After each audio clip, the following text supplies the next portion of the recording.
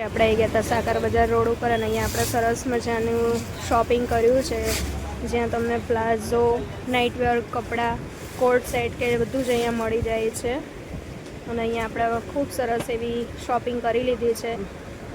આ કયો એરિયા કહેવાય? મસ્કટી માર્કેટ પોસ્ટ ઓફિસ. અને કઈ કઈ વસ્તુ તમારે ત્યાં અમને મળી જશે?